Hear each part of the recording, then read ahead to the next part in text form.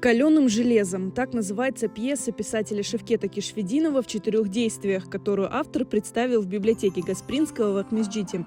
Здесь состоялась встреча с писателем, где он прочитал пьесу гостям мероприятия. Пьеса повествует о депортации крымских татар. События разворачиваются в крымском селе Саватка в апреле 1944 года. Когда, Рустем, столько людей поубивали, сколько еще погибнет? Рустем подходит к Зере, целует руки. Рустем, все закончится. Скоро, совсем скоро.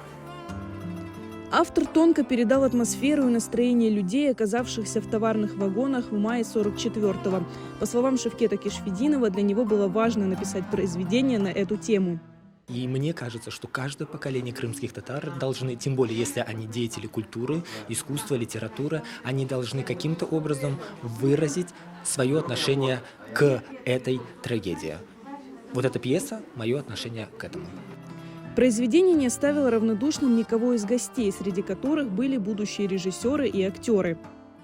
С одной стороны, хотелось бы ее подставить, а с другой стороны, даже хотелось бы в какой-то степени сыграть. Мне понравился персонаж, которому было 16 лет.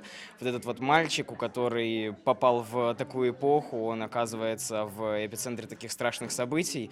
Как актеру это будет играть непросто. Но если бы я, например, сыграл этого персонажа, я был бы собой очень доволен в будущем. Всем нам придется ставить дипломные работы, и я присмотрюсь к этой пьесе.